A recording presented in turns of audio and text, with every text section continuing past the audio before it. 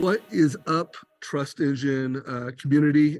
This is one of my first interviews with a leader that I've known for over 2 decades, a very important friend, mentor of mine, I think the first enterprise client of Mortgage Coach, Steve Jacobsen. What's up, Steve? David, how you doing?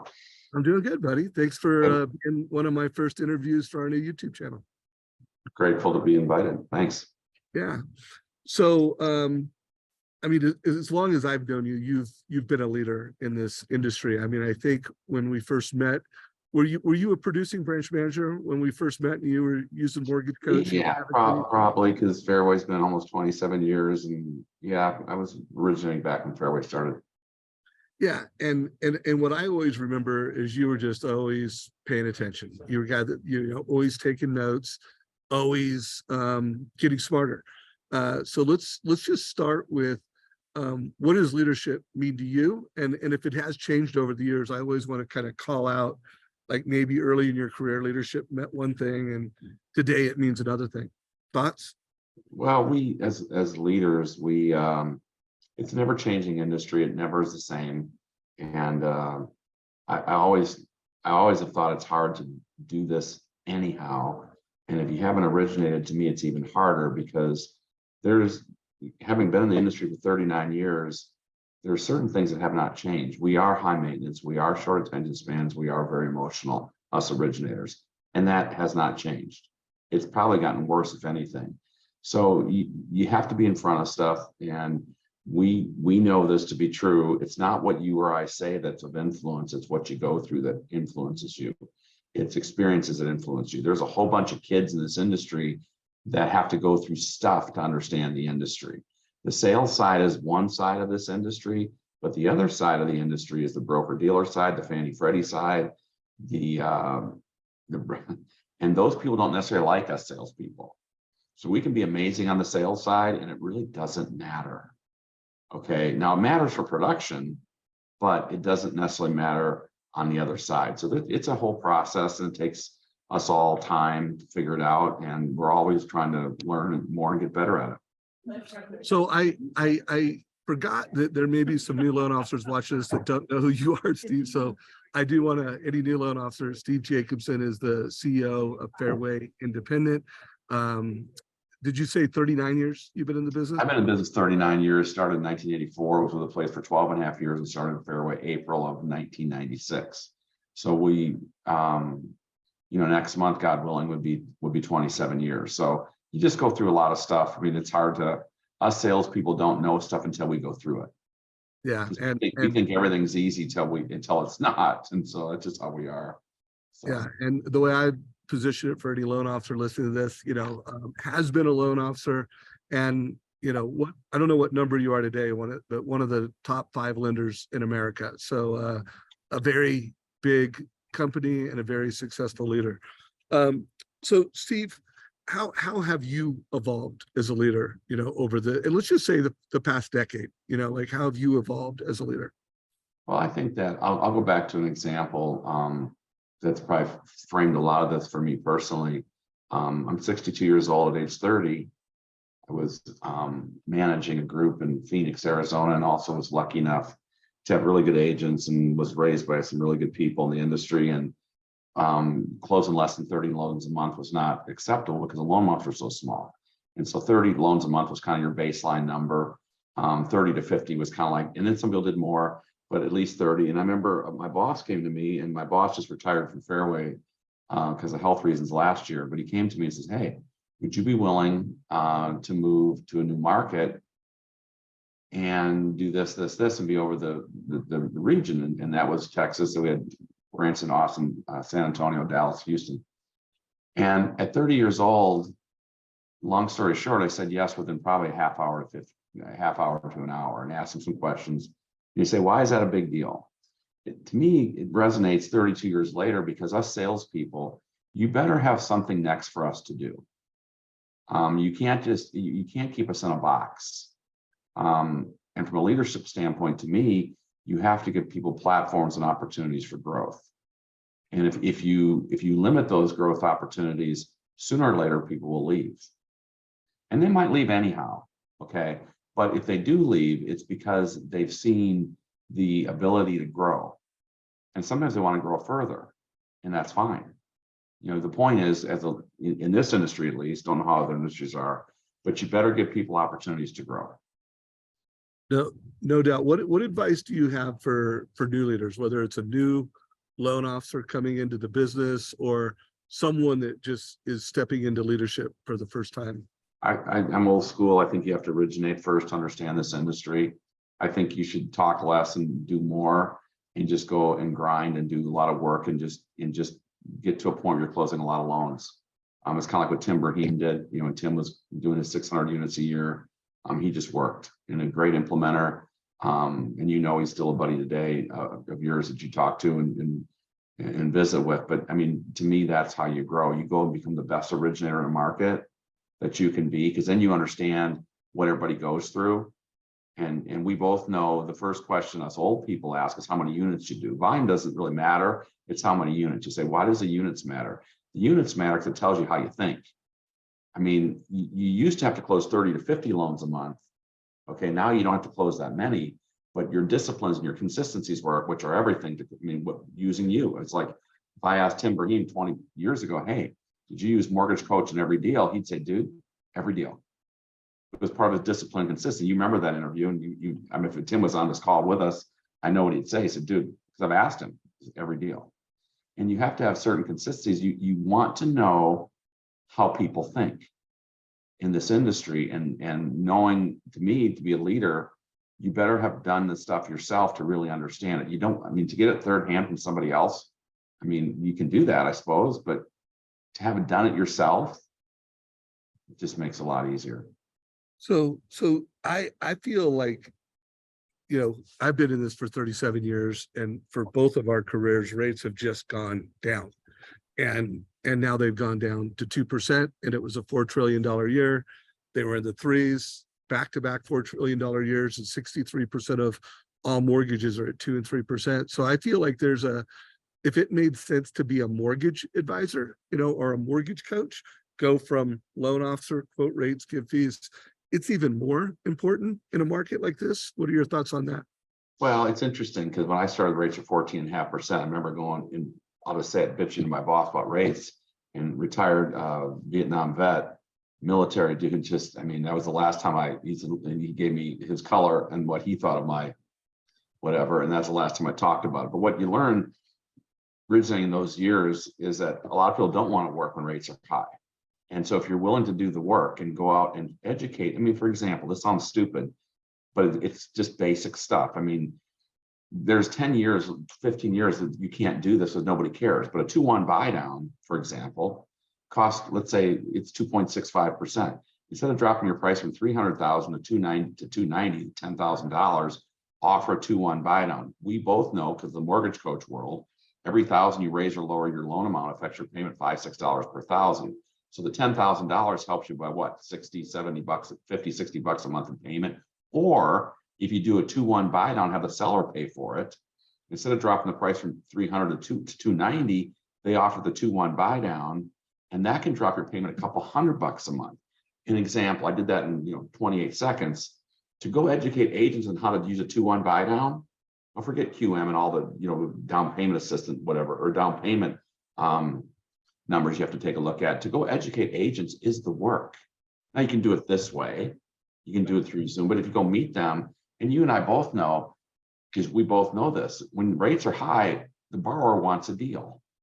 They want something special. They want something that's better than a 7.5% fixed rate. They don't want the 7.5% fixed rate. They don't want the 14.5, but if they got 13.5 or 13, I can buy that house.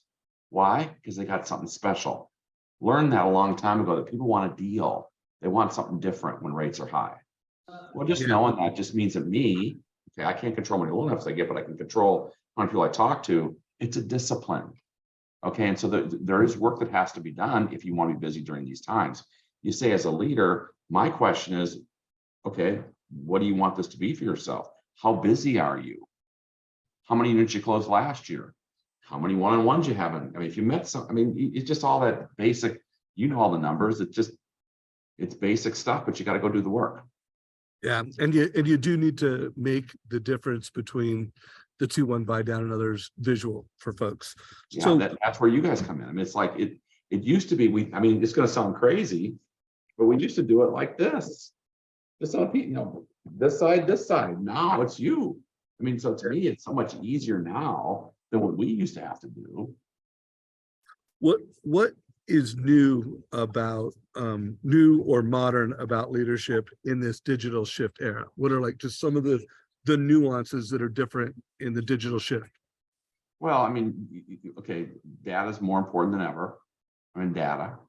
Okay, and there's that group that does everything on social media, and they can tell how many different. I mean, and you know it. There's people you coach, and there's people that are on these that's how they get their business, and that's a new paradigm than when we were originating ourselves back in the day. So you have to make sure you present to people on a scale of 1 to the 12s of the world that have that down, so that can be part of their marketing plan too. But it all boils down to data, which is what you folks do. I mean, it's the data. I mean, it's like, how many CRMs do you have? And you have how you use your CRM. Do you use it? I mean, so you have to have data, because people, we're in a non-trusting world since pandemic. And if these people are true, you have to have 20 to 30 touches before somebody believes you again. I mean, if that's true, and I've heard that from multiple people that have done presentations, 20 to 30 touches before they'll believe you. And they may make a decision to use you because of what you do on social media. That's a paradigm shift. It's different than how we were raised. So there's no doubt. I mean, that was one of the reasons why I was so pumped about merging with Sales Boomerang and becoming TrustEngine, is that data is critical. And if I could get the total cost analysis, automated based off of data and insights, I knew that would be game changing. What do you think our industry will be like in 2027? Well, I mean, speed's everything. You gotta speed. It's gonna be interesting, David, because one of the things that we don't know, okay, and this mortgagees know this, but we didn't know it maybe 8-9 months ago. I mean, okay, Fannie and Freddie, they didn't want the rates. They don't really want the rates at 7.5%. They start pushing them back to us, to all of us. They don't want them. When there's companies that aren't in business today because they can't get the loans off their warehouse lines. Okay, so hopefully rates come back down so that the repurchase market, I mean, if we don't dot or cross something, Fannie or Freddie says, I'm not buying it. You say, why does it matter if Fannie and Freddie said, well, when you got these banks going out of business, who are you going to sell your loans to? I mean, there's a company, I won't mention the name, not the banks we're all reading about. There's one of the major, we don't sell to them, but a lot of people do, that just says, I don't want any more loans. So I think there's gonna be a rush to quality. Now, the question is, the quality, all really anybody cares about on the secondary side are two things. What is your compliance and what is your cash like? They don't care if you're nice. They don't even really want to talk to you. What's your cash? What's your compliance like? So to me, it's going to be real interesting to watch what's going to happen on that side, because you see brokers coming back in. Well, the brokers, I mean, do they really police me as a broker? I was with Fairway as a broker. Do they come in and do they make you write checks out? We had to write checks out as a broker, where we sent a loan to MGIC, they underwrote it, and we're still a broker, table fund their money at the table, and they've come back to us after X amount of years saying, write a check for over $1 million. Is that stuff going to happen? Because when you start having that stuff happen, you better have some cash in your back pocket, because I mean, we're all can be sexy and fun until somebody sends you an invoice. So the question is, I don't know, because 39 years in, there's a concern. I'm concerned about the secondary market side of this industry. The mortgage-backed security market, are they gonna buy paper? They're not gonna buy paper. I mean, they pushing stuff back, and when you have scratch and dent loans that we used to all sell for 1 to 10%, and we all have done it, but have reached as low as 30 to 40%. Think about that. Let's say you do a loan for 500,000 and you scratch and dent it and cost you 50 grand to close it. Okay, 50 grand to close a loan. All your people you talk to have done that. But what happens if it's 20 or 30%? 150 grand to close that loan? 100 grand to close that loan? How many loans you got to do before that comes back to get you? So I don't know that answer, Dave, because that's a concern of mine. is the secondary side, which the salespeople don't see that until they get an invoice. Got it. So let's close out with this last question. I'm working hard, and one of the reasons why I create videos and content is I believe that loan officers. First of all, let's stop using the word loan officer, and let's go mortgage advisor, mortgage coach, and a data-driven mortgage advisor is what I'm trying to drive.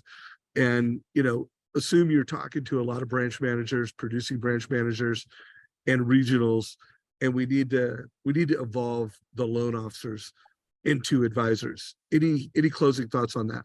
Well, they just got to follow what you're presenting, because what you're doing, David, is it's all cutting edge stuff. And to compete today, you take the social media platform that we talked about, right? They still have to have connection. Whoever they get a hold of the client, they have to have connection, and then you got to separate yourself from the competition. It kind of goes back to Tim using Mortgage Coach 20 years ago. Does it separate you? Even if you do a cash flow analysis, compare a 30 to a 15 to show yourself different than somebody else. The differentiation is real, right? So to me, all the stuff you're doing is the right stuff, because how do you compete nowadays? You better be able to differentiate yourself. It's got to be more than just an 8th better in rate. It's, there's got to be, there's people that you coach that, it's for life. And if you do the right thing with the people, and you dig deeper and you ask the questions, you can be the client for life person for that person forever. But you better have some good data, A. You better have some good, tools, vendors, B. And you better be good at this. And you better have known how to sell. I know it sounds corny, but it's still sales. Absolutely. And you got to get people comfortable with you. And it's not necessarily what you say, it's what you do. Because you can say all these things, but you better be able to close them on time. You better be able to get the docs there 2-3 days early. You don't want the money coming there the minute of closing, and all of a sudden, they're doing reviews, and you can be the best person in the world. If I've done your loan in 4 seconds, and there isn't jack for the shack or the title company, what is it? Would they think I'm an idiot? I said, well, I did Dave's loan in 4 seconds. Dude, where's the jack for the shack? I mean, everything's got to be perfect, and it's not a perfect industry. So the challenge is in front of all of us. Last question. If there was a book or a podcast, by the way, do you listen to podcasts? I do. And if you want to refer suggest a book and a podcast, go for it. But that's going to grow leadership, whether it's someone new in leadership, someone that's just looking to read, listen to a podcast, what would you recommend? What comes to mind? I like Patrick Lencioni. Anything he writes, I like, and I like Andy Stanley, anything on his podcasts. I just think you have to, we all have to keep learning. None of us can think we've made it.